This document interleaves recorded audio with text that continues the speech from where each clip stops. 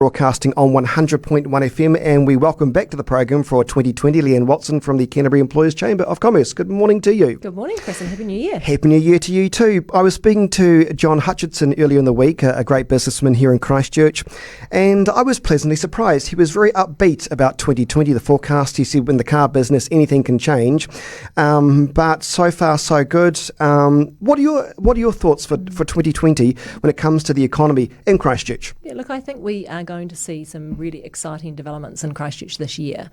And I think that's been really started, I guess, with a number of fantastic events that we've seen across the city, which has really provided a great catalyst to bring people back into the central city in particular, which you and I speak about a lot. But I think we've got some really exciting things happening later on in the year with the likes of TPI, the convention centre, opening in October, and the completion of the Littleton Port Cruise Berth Terminal. That'll bring a new bunch of tourists into the city. We'll see different people coming in and experiencing Christchurch and the region for the first time. So those sorts of things will provide a real boost for the city. From a wider, different perspective, obviously we've got a general election coming up this year. As to exactly when, we will no doubt hear about that very shortly, I suspect. But from a local perspective, the local government, we've got a number of new councillors. We've got the mayor coming back saying she wants to do things differently in the future. So I think we're going to see a bit of change around the local government perspective as well. So I think it's really exciting. When you say change, like what that's going to be helpful for businesses? Because there has been that school of thought that the council's been very anti-business, particularly when it comes to taking away car parks and not being all that friendly with businesses. And that's what I've heard for the past 5 years. Yeah. Look, I think there is no doubt, together with the new City Council CEO, that they want to consult more with business. They see business as a key part of the city. And they need to and want to do more with business in terms of consultation, understanding what sort of impact some of those decisions will have on business. So, the role of the chamber is to make sure that we hold the council accountable to those sorts of statements, and we make sure that we work with the council so that they do understand some of the unintended consequences of some of their decision making. But, before those decisions are made, getting the people around the council table to really understand the important role that business has across our economy. We talk about business, playing a strong role in the economy, but in fact it plays a much wider role in that. If we don't have a strong economy, we don't have a strong community. So the two go hand in hand. So it's really important that politicians, local and central, understand that those two things go hand in hand. So we'll be working really closely with the council to make sure that we give business a strong voice in some of that consultation and that decision making moving forward. Now, I know it's Chinese New Year and there's been little bits and pieces around the city. What's happened to the Lantern Festival? I missed that. That was such a good festival. Well, it's been moved. So it is now called the South Island Christchurch Moon Festival, and that'll be in October. So there'll be some things leading up to that. We've obviously got the night noodle market starting on the 6th of February. Yep. And there will be a little bit around, the Chinese New Year parade. Following that, I think, a bit later in February as well. But that big Lantern Festival, which is obviously now the South Island Christchurch Moon Festival, is in October. And that was moved, I guess, because we've got such a big event schedule right now that rather than have everything all in February, that we actually space that out across a year. So I think that's really encouraging to know that we've got that coming up, and that'll be another great catalyst to get people into the city. Now here's something good that I didn't know about, but it's good news for me because I love LA. New direct flights between Los Angeles and Christchurch. I didn't know about this. Tell me more. Yeah, look, I'm not sure of the exact time frame, but I think the fact that we've got direct flights from Christchurch is really important. That provides an opportunity for people to, as you say, jump on a flight from Christchurch and go directly to LA and vice versa. So bringing people straight from LA into Christchurch. So that's a real bonus for us having those direct flights. It's always a bit tricky when you have to go through Auckland and spend another 3 or 4 hours sitting there waiting to go. So yeah, it is. It's almost like a bit of a time waster, isn't it? Yeah, absolutely. Who wants to go to Auckland? I want to touch on the Provincial Growth Fund for the likes of Kaikoura. This is a great boost for them, a town that probably needs it. Yeah. Any idea what they'll probably look at spending that money on? I'm not sure as yet. There will obviously have been a plan in terms of their application to the Provincial Growth Fund, but I suspect it'll be around infrastructure and making sure that they've got really good infrastructure to support the growing tourism that we are seeing go come into the South Island. So really great to hear that Kaikoura are going to be recognised as a recipient from that Provincial Growth Fund. We'd love Christchurch to be part of the criteria for the Provincial Growth Fund, but they're not, unfortunately. But certainly surrounding areas like Canterbury and Kaikoura are, which is really important. So let's briefly touch on, it's a big year for both global politics and national politics as well.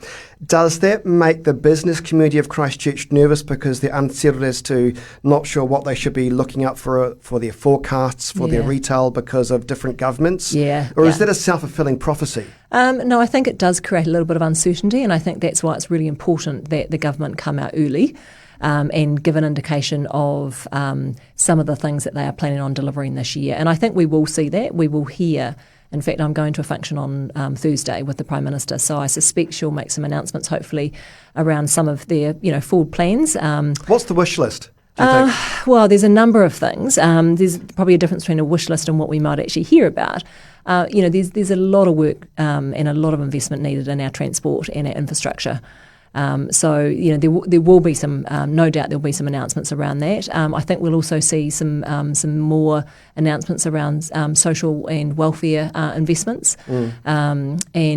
Hopefully we might also hear about some tax reliefs or some, putting some money back into the economy so that we can keep that economy strong. So, look, I think when we provide certainty for business, we know that they make investment decisions and they can make good, well-informed decisions.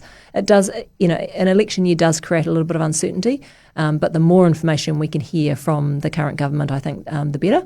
And no doubt we'll start hearing more from the opposition as well in terms of what their plans are moving forward. So it'll be an interesting year. Has it been a bit of a concern having one only Cabinet Minister from Christchurch in government?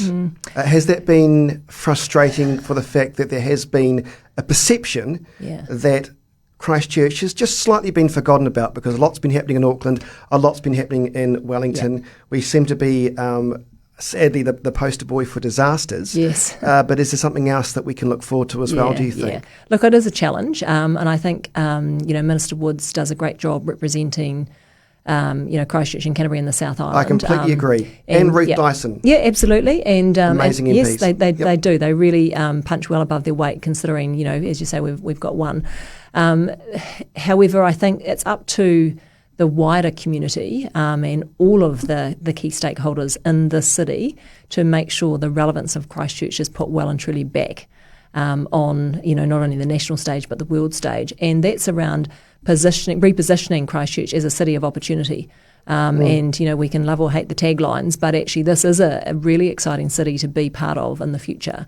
How big a deal is it having the Women's Cricket World Cup final for 2021? That's big, isn't it? It is significant, and that is such a huge win for this city. Yeah. The international broadcasting exposure that this city will get from hosting the final here in Christchurch is significant. But can I just, since you brought it up, re-emphasise to all of those listeners, we really need support to get these lights funded. So that is the next challenge that we've got. We've got the consent through for the lights. We've got the confirmation that we're hosting the final here. We now need to raise $4 million for the lights. So anyone out there that wants to be part of this, there is an opportunity there. And this is not just about the Women's World Cup next year. This is for this and beyond. But that's really super exciting. So it's such an amazing facility. I was there over the weekend. We had obviously New Zealand A versus India A on Friday and Sunday. Amazing facility. And this is a ground that is actually recognised internationally as one of the best, if not the best, cricketing grounds in the world. So, it's right here in Christchurch. So, yeah, it's really exciting. Hey, just finally, before we go, have you heard anything about what's happening with that cathedral, just out of interest? I haven't had an update because I'm recently. happy to bulldoze it.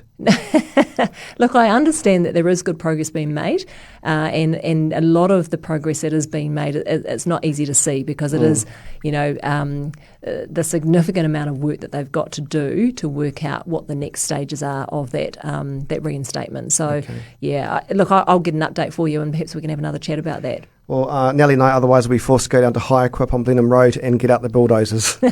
I've just added Nellie into it so I don't feel as guilty, so she can share the blame if somebody makes a complaint.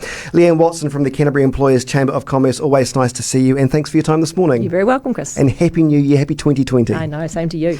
It is 8